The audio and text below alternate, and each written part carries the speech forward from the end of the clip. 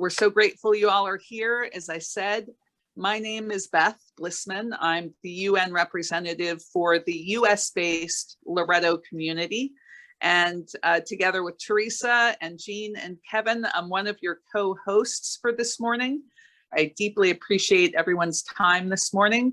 We will try and make the best use of it and give you both a big picture overview, plus some perspectives of folks who do mainly grassroots work. And also, thanks to Kevin, a great insight into the upcoming climate talks, which start this coming Sunday. And I'm going to ask Teresa for some help here in posting my Google slides, which I'm transitioning away from PowerPoint to Google Slides. So I can't tell you all how much I've learned about technology in the past almost 5 years that I've been a UN rep. And deep thanks to Sheila and Jean, who came in at about the same time. At one point, I tried to call us the UN Holy Trinity, and then I realized I had just spelled the unholy Trinity. Which might be appropriate. So Teresa, can you pull up those slides and share them? Thanks so much. That front slide is just an intro.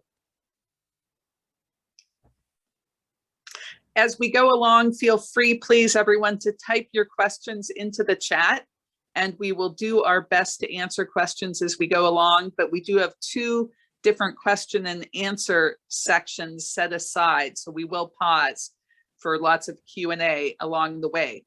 So welcome. I just want to give credit for much of this presentation to Cecilia O'Dwyer, a wonderful IBVM who helped mentor me, and all of the people over the years who have contributed to the Run Dropbox archives, which we're transitioning onto Google. Okay, next slide, which is about the United Nations itself. As you know, it's an international organization, like maybe a global governmental organization, but not a government, made up of 193 sovereign member states. It was founded in June 1945, not ratified till October 24th. And the main idea was we wanted to make sure there would never be another world war. It maintains international peace and security and also promotes social progress, better living standards, human rights, and freedoms. And the headquarters to the United Nations is in New York City, where they achieve the following purposes. Of course, first, maintaining international peace and security. But these other purposes are exceedingly and equally important, although perhaps not as well known. Developing friendly relations among nations so they can work together, known as multilateralism, to achieve international cooperation in solving what we might call wicked problems, deep, complex, systemic problems that are international in nature, and also to be a center for harmonizing the actions of nations in the attainment of common ends. We see that, for example, with the climate talks that happened in 2015 with the Paris Agreement and are coming up this weekend. And so I think we go next to a slide about different locations. Even though UN headquarters are located in Midtown in New York City, there's a location in Geneva, Switzerland, where much of the human rights work takes place, in Vienna, Austria, and also Nairobi, Kenya. And Nairobi is where UN Environment Program is based. And I think the next slide is about where in New York City. Oh no, this is the global slide. I keep forgetting that there are over 40,000 staff members of the United Nations all around the world, over half of whom work in the field at the grassroots, trying to keep peace, bring about sustainable development, do trainings, communicate, stop violence against women. All kinds of things are done by UN staff members, and it's truly a global organization. Does anyone happen to know where in New York State the actual birthplace of the UN was, or the first place where diplomats came to meet? Bonus points if you get this one. Anybody?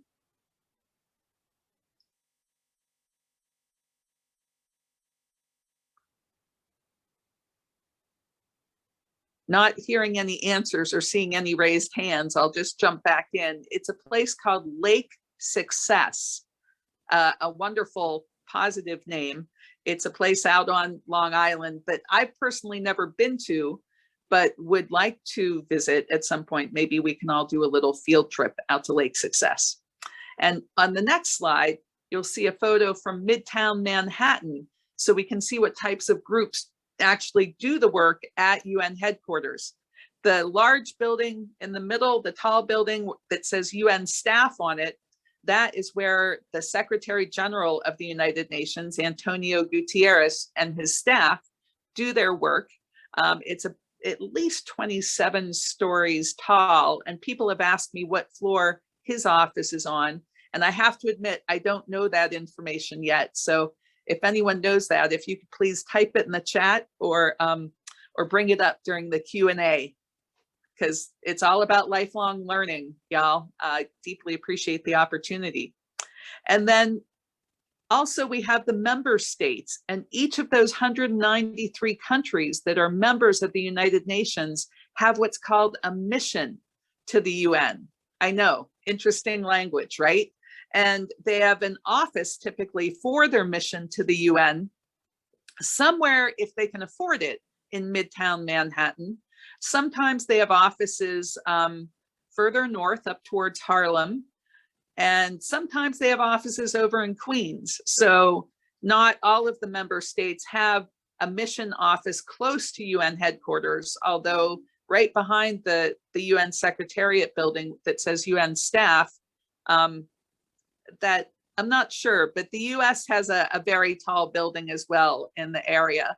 And several other countries like Nigeria have taken over entire buildings. And then off to the left, you see us. We're known as civil society, non-governmental organizations, and we squish ourselves in wherever and whenever we can. And especially with the pandemic, many folks are working from home offices at the moment. But I will note that just to the left of the building that says UN staff, there's a small, humble, but vibrant 12-story building called the Church Center of the United Nations. We're fortunate to have an office in that building, and I know some of the rest of you are as well. So we just kind of get ourselves in there however we can. Next slide, please. So in terms of countries having permanent missions to the United Nations, the countries that are well-funded and well-developed have not only an ambassador, which is sometimes called the ambassador extraordinary, and plenipotentiary permanent representative, sometimes known as the PR, but they also can have a deputy permanent representative, perhaps a counselor, someone typically trained in law, a first secretary, second secretary, third secretary, plus a number of attaches. I'm probably not pronouncing that right. And the attaches can be covering anything from focusing on gender or education to climate or other topics. And the first, second, and third secretary will become more clear when we talk about how the UN actually functions. Next slide, please. So how does the UN work? Oh, and I apologize for these strange lines that have appeared in this slide. Sometimes technology does that. The gremlins get in there and decide to decorate your slide. Amazing. So anyway, you'll see that there are 6 what are called principal organs of the United Nations: the General Assembly, the Economic and Social Council, the Security Council, the UN Secretariat, and that's our Secretary General, Antonio Guterres, the International Court of Justice, and the Trusteeship Council. And I'll note off the top that the international trusteeship system has completed its task and no longer meets regularly. It still exists, but it no longer meets regularly. And under the General Assembly, you'll see that there are 6 committees. I'll talk about those in a minute. And then under the Economic and Social Council, you'll see that there's something called functional and regional commissions. We can go into that in a separate orientation or a follow-up orientation if you wish, although we'll mention several of the international commissions, such as the Commission on Social Development and the Commission on the Status of Women, during our presentations today. I would also like to note that we're kind of in the bottom in the middle there, the NGOs, the non-governmental organizations, and we can get accreditation to the UN through several different pathways. The most common one is ECOSOC, the Economic and Social Council, and that is perhaps the strongest way to be connected to the United Nations, seeking, for those of us in non-governmental organizations seeking accreditation. You can also get accreditation through the Security Council. I know a few groups that have done that, through the Department of Global Communications, and there are several pathways through the UN Environment Program related to different climate activities. So it's a complicated setup, as we'll see on the next slide. And I'll note, Michelle, that yes, we will happily share all of these Google Slides and PowerPoint presentations with all of you after the presentation today. So you can see our lovely and sometimes dreaded UN chart. This is the offering to the world from the UN about how they structure themselves. And as you can see, the joy is that it's color-coded, but the challenge is that it's exceedingly complex.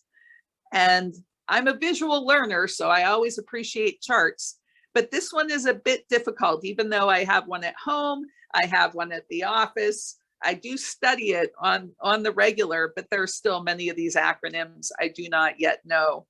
And we're involved in things all over that particular chart. So I don't expect you to read any of this. The print is far too small. I just wish to say that when the UN opens back up again to civil society, you will be able to go downstairs. There's a little office about public information about the United Nations, and they typically have free copies of an actual poster that you can get for yourself and take home so you can study this in more detail. Thanks, Teresa. Next slide, please. Okay, so the General Assembly, I think we may have to poke this a few times to have all the text show up. There we go. So the General Assembly, or the GA, it deals with all kinds of issues, not only military conflicts and the arms race and trying to end nuclear war. It makes recommendations to the Security Council. It covers environmental things, women and youth. It's kind of the model of the potential of international democracy, because each country has a seat for themselves and their people as part of the General Assembly. So one, and they each have a vote. So one country, one vote, very democratic part of the United Nations. And then the Secretariat, which is headed by our Secretary General, prepares information on various challenges for governments and like preps things for the General Assembly and other parts of the UN. Next slide, please. And so within the General Assembly, I'll note that the General Assembly has a different president every year, the PGA, the President of the General Assembly. And that person can call meetings and put on conferences and is basically the person that year that leads the General Assembly part of the United Nations and calls upon the Secretary General and other people to come and present to the larger group. Within the General Assembly, there's 6 committees, and you can see what each of the 6 addresses right here. Everything from disarmament to administrative to legal to decolonization. So, and I will say the 4th committee is probably the least active of the 6. And they all have their meetings. These typically occur throughout the fall, but then sometimes spill over into the spring as needed. Next slide, please. Now, the Security Council. This is a bit of a sticky wicket within the UN because there are only 15 members, and 5 of these 15 are called permanent members, or the P5. You can see on the slide that they are China, France, Russia, the UK, and the US. And the purpose of the Security Council is to investigate any dispute that might lead to international conflict and recommend settlement and actions against threats of aggression. But as you'll see on the next slide, the Security Council is pretty much widely considered to be one of the most dysfunctional portions of the United Nations, primarily because of the power of the P5, each of whom could veto anything that comes out of the council. And it's interesting the way the Security Council is set up as well. They have a different president of the Security Council each month. And so that's a bit of a challenge in terms of functioning, especially because the 10 members who are not permanent members have 2-year terms, which is not all that long.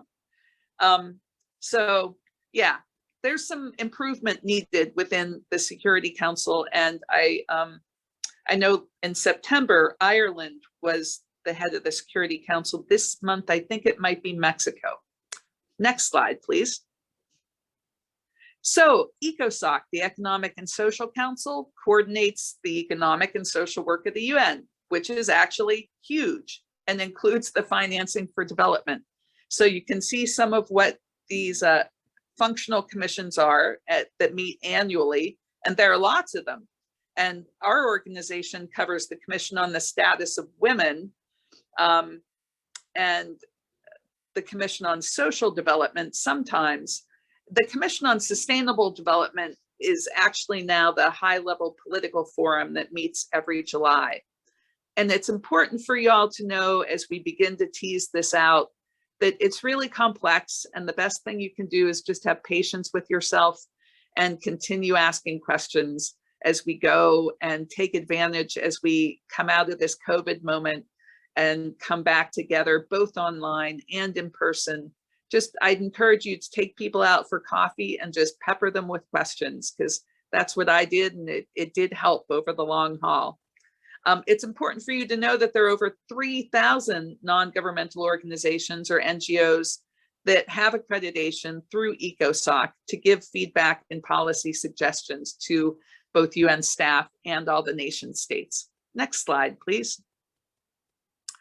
Just to review, the United Nations member states are the 193 sovereign states that are members of the UN, and they all have equal representation in the UN General Assembly.